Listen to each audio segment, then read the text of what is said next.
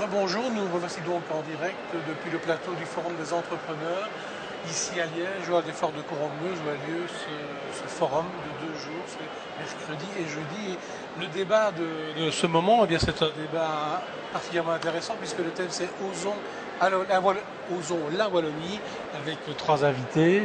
Vincent Bovy, qui est un habitué maintenant de ce plateau et qui est le directeur général de l'agence de stimulation économique, et puis 2 jeunes invités, on peut les qualifier comme ça, je crois.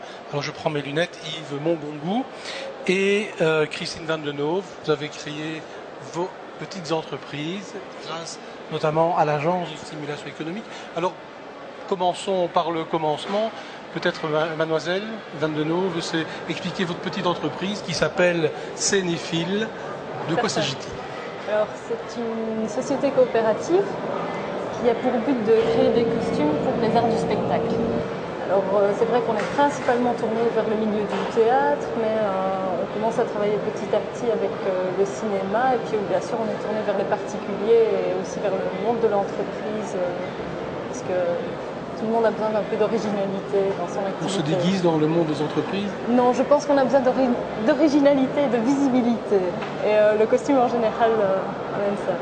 Alors votre entreprise est toute récente, février de cette année, c'est bien ça? Voilà. Maintenant, on a créé l'entreprise au début de cette année et on est passé chez le notaire pour les statuts, mais bon, l'entreprise a déjà pu démarrer avant.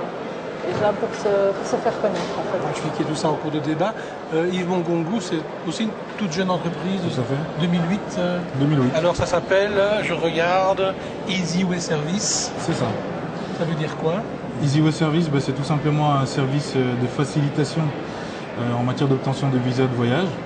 Donc je fais tout ce qui est démarche au niveau des ambassades, je conseille mes clients pour la constitution des dossiers. Donc.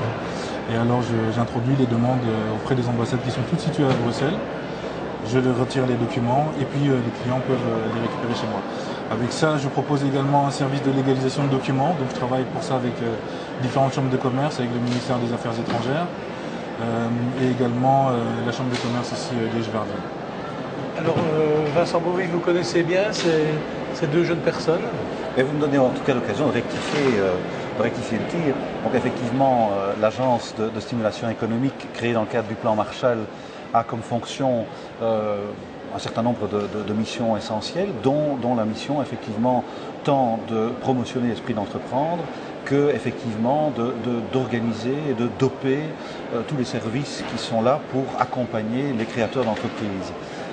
Et donc on s'appuie essentiellement sur un certain nombre d'opérateurs qui aujourd'hui d'ailleurs sont réorganisés dans une nouvelle approche décrétale, pour faire simple et en même temps compliqué. Et donc ce sont ces opérateurs spécialisés dans l'accompagnement, les coopératives et les couvreuses, qui sont spécialisés vraiment dans l'accompagnement de ces créateurs d'entreprises. Et en l'occurrence, tant la REPS ici à Liège que Jobin ont eu le plaisir d'accompagner nos créateurs. On dit souvent, mais c'est un discours qui est peut-être un peu dépassé, mais c'est tellement compliqué de créer son entreprise en Wallonie. Est-ce que c'est un des rôles justement de l'agence, de faciliter aussi, un peu comme M.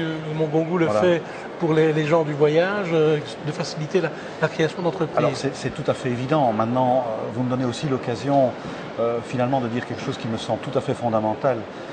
C'est clair que créer son entreprise est à la fois un parcours du combattant et mérite vraiment que ce soit mis en lumière, que ça serve d'exemple, parce qu'on a un déficit d'entreprise important et donc on doit vraiment promotionner la création d'activités, mais dans des conditions professionnelles, dans des conditions sérieuses. Et finalement, le maître mot, ce qu'il faut faire passer comme idée pour tous ceux qui ont un projet, c'est qu'il y a un certain nombre de dispositifs, d'organismes et de spécialistes, de personnes dont c'est le métier, qui sont là avec l'aide des pouvoirs publics pour accompagner une démarche professionnelle dans le cadre de cette création. Et donc finalement, l'idée sous-jacente, c'est systématiquement de dire faites votre métier, allez-y dans votre projet et laissez-nous le soin de vous accompagner, de donner tout le cadre professionnel, vraiment la colonne vertébrale plus administrative, plus professionnelle, plus juridique à votre projet, ce qui est aujourd'hui tout à fait un gage de réussite important. Et je me plais à souligner que dans le cadre des opérateurs d'auto-création d'emplois, Non seulement il y a un nombre d'entreprises important qui a été créé en 2007, plus de 300 entreprises, et en Wallonie, et un taux de réussite de plus de 80%, qui frôle les 85%. Ça démontre que cet accompagnement non seulement est là et il faut pouvoir s'appuyer dessus, mais que ces gages n'ont pas de réussite absolue.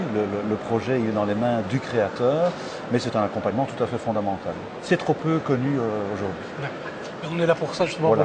pour le faire connaître. Alors, Christine Van Lenove, votre petite entreprise a été créée il y a quelques mois. C'était difficile de la créer?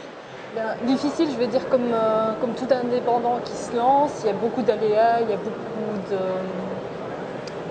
nouvelles choses qui doivent être entreprises, d'un point de vue administratif comme d'un point de vue de démarchage.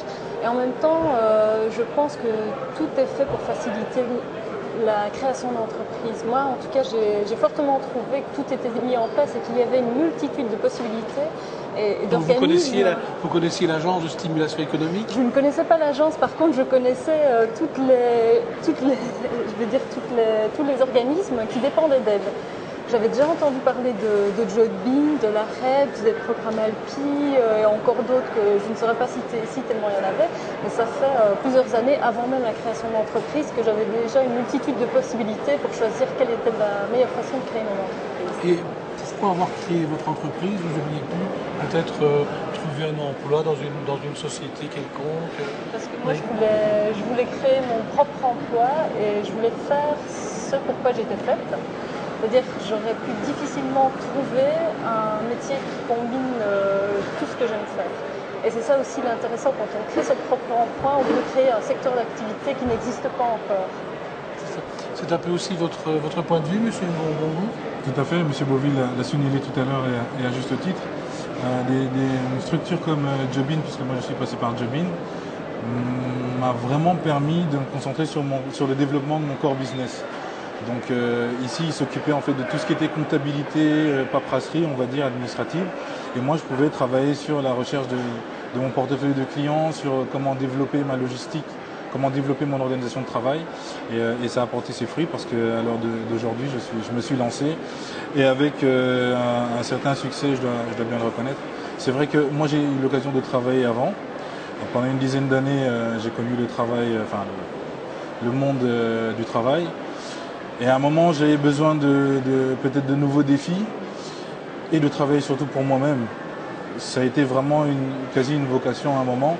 Et il fallait trouver le truc, il fallait trouver l'idée à développer. Je l'ai trouvé, mais je ne savais pas comment faire. Et c'était un petit peu par hasard que j'ai entendu parler de Jobin. Dans les jours qui suivaient, je me suis retrouvé devant leur porte. Donc je suis rentré sans frapper. Et ils m'ont accueilli.